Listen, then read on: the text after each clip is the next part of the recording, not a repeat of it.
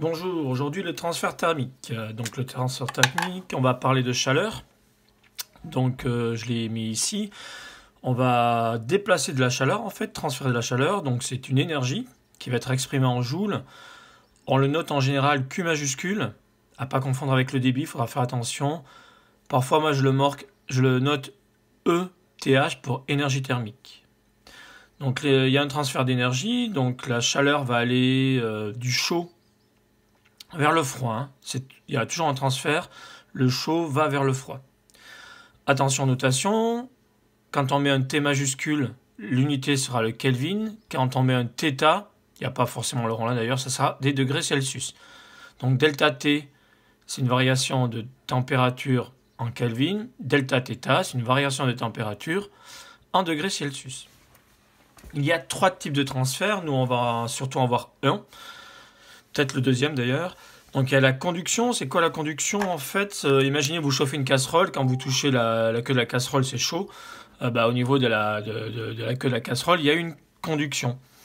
Vous prenez une tige, donc je l'ai noté ici, vous prenez une tige, vous la chauffez. Imaginez ici je fais chauffer ma tige, la chaleur va se disperser ici petit à petit. C'est ça la conduction. On parle de conductibilité d'un matériau.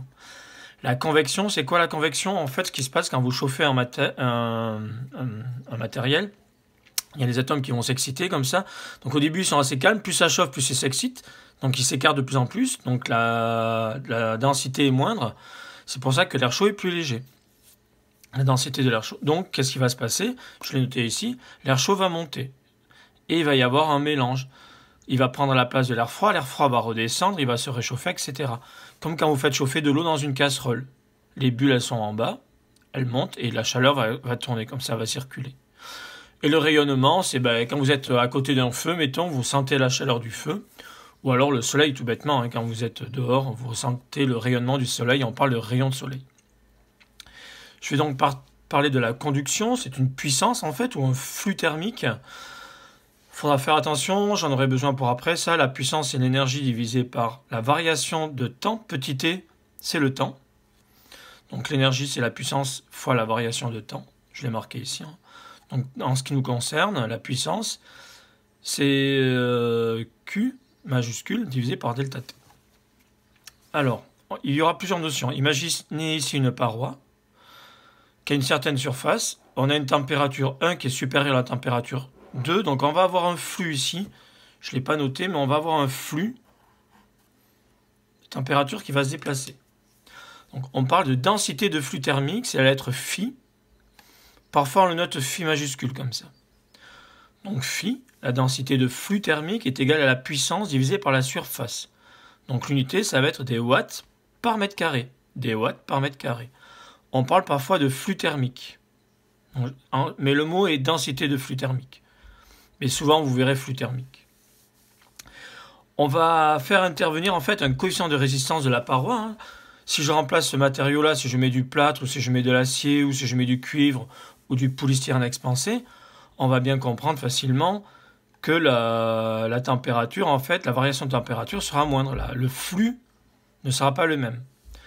Donc, on met quelque chose ici, la variation de température, delta T, va dépendre de R, qui est une résistance thermique, en fait, c'est un coefficient, fois phi. Phi, on l'a vu tout à l'heure, c'est la densité de flux thermique. R, qui dépend du matériau, est en Kelvin, mètre carré par watt. J'allais justement vous dire, ne pas confondre grand K et des kilos. Donc grand K, c'est des Kelvin, mètre carré par watt. Je rappelle que R, c'est ce qu'on appelle la résistance d'une paroi. Si R est grand, en fait, plus la paroi est isolante. R pour du polystyrène expansé très élevé, mettons, et le plus grand isolant, c'est l'air. L'air est un très bon isolant. Et vous comprendrez tous que si on prend du polystyrène expansé de 3 cm ou de 10 cm ou de la laine de roche, on ne va pas du tout avoir la même valeur. Donc on va faire intervenir ici l'épaisseur. Donc le R qui est là, la résistance thermique de la paroi, va dépendre de E, qui est l'épaisseur du matériau, et de L, lambda en fait, c'est la conductivité thermique du matériau, qui est exprimée en watts par Kelvin fois des mètres.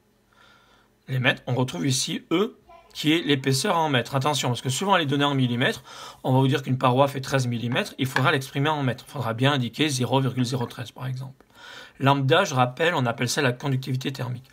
En fait, R, c'est une résistance. En fait, ça empêche, si vous voulez, le transport de chaleur, en fait. C'est comme en élec. Quand vous mettez une résistance en élec, c'est la même chose. Donc nous, si on a plusieurs matériaux, si on a, mettons, du plâtre, du polystyrène et des parpaings, on va avoir 3 résistances successives, on va les additionner. Donc on va faire la résistance totale est égale à quoi? À la résistance 1, plus la résistance du matériau 2, plus la résistance du matériau 3. Et phi, le flux,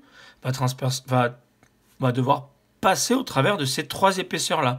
Donc on aura 3 résistances thermiques différentes, qui seront dues aussi à l'épaisseur. Donc on aura une résistance totale qui sera égale à R1 plus R2 plus R3. Donc il y a une analogie avec ce qu'on fait en élec.